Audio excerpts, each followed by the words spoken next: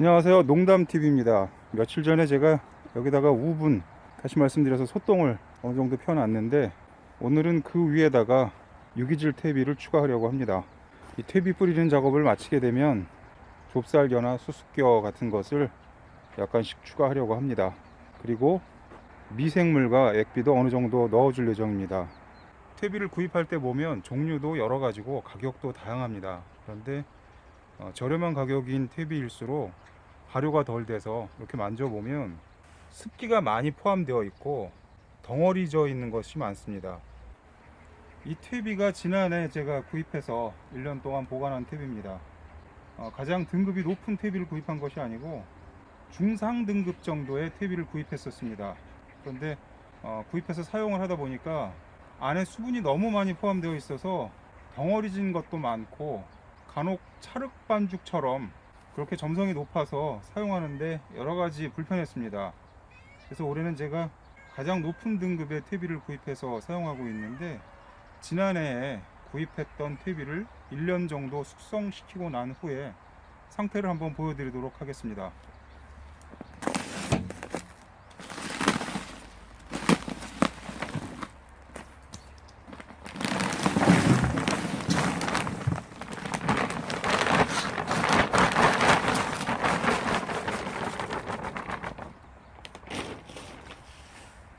이것이 덩어리가 져서 밭에 퇴비를 펼 때 상당히 애로사항이 많았었는데, 아직도 어느 정도 남아 있긴 합니다만 그래도 그동안 많이 숙성된 것을 확인할 수가 있습니다.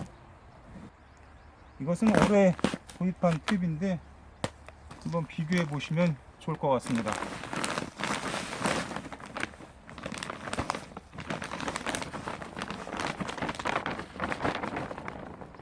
이처럼 덩어리진 것도 없고 아주 쉽게 잘 부서집니다.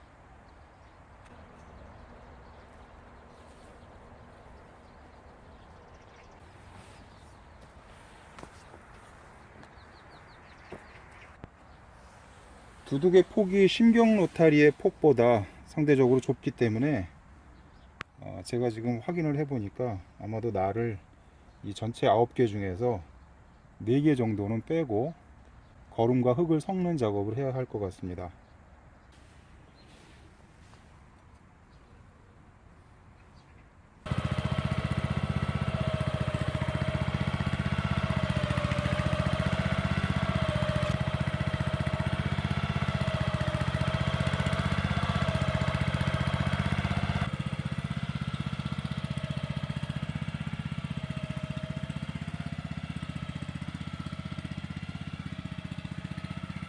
그동안 제가 촬영하는 것이 주가 아니라 제 일하는 것이 먼저이기 때문에 세세하게 단계별로 전체적인 과정을 찍지 못했습니다. 그런데 현재까지 이렇게 일항을 다 만들고 여러가지 영양분을 넣고 그리고 소독약도 넣은 다음에 점적 테이프를 깔고 물을 주는 작업까지 마쳤습니다. 이제는 비닐을 깔은 다음에 구멍을 뚫어 놓고 다음 주말에 고추를 정식할까 합니다. 비닐 피복하는 작업을 진행해 보도록 하겠습니다.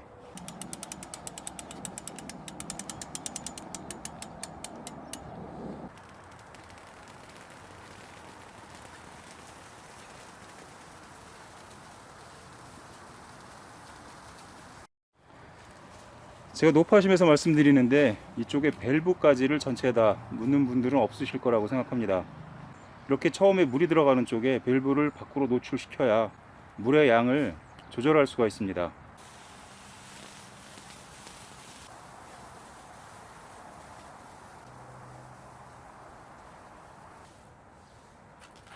이쪽은 반대편 끝입니다.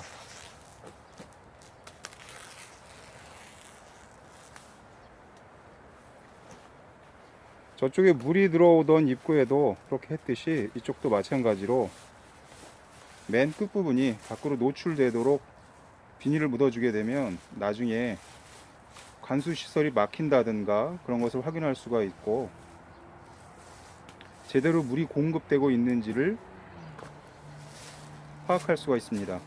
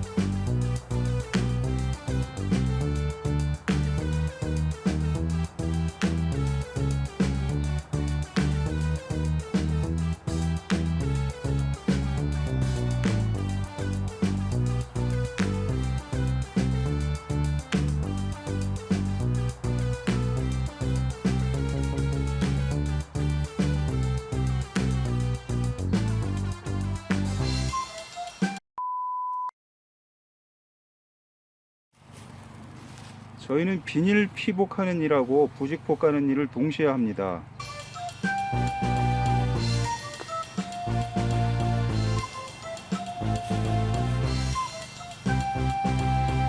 맨 끝쪽에 핀으로 고정을 한 다음에 부직포 고정 핀을 다시 줄로 연결을 합니다.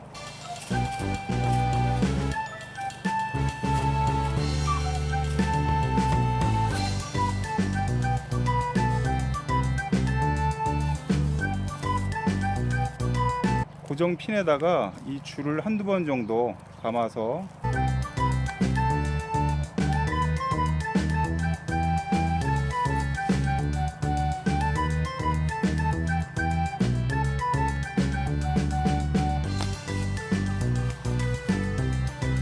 바닥에 연결을 해주게 되면 바람이 세게 불어도 비닐이나 부직포가 뒤집히는 일이 없습니다.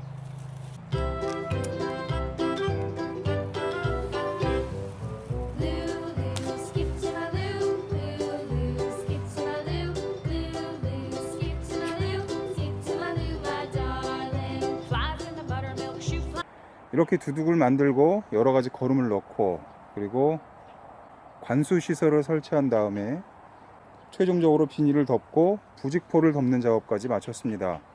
그리고 제가 비닐 멀칭과 부직포를 덮는 과정에서 흙으로 비닐을 덮지 않고 이런 식으로 끈으로 부직포와 함께 고정을 했는데, 얼핏 보게 되면 하우스 안이라서 바람이 세지 않으니까 이렇게 하나보다 이렇게 생각하실 수가 있는데, 사실 하우스 안에서의 환경을 조금이라도 이해하시는 분은 하우스 내부가 어떻게 보자면 바깥보다도 바람이 센 경우가 많습니다. 이 하우스 전체적으로 불어오는 바람을 일부분인 측창을 통해서 통과시키기 때문에 하우스 내부가 어떻게 보면 바람이 더 강할 때가 많습니다.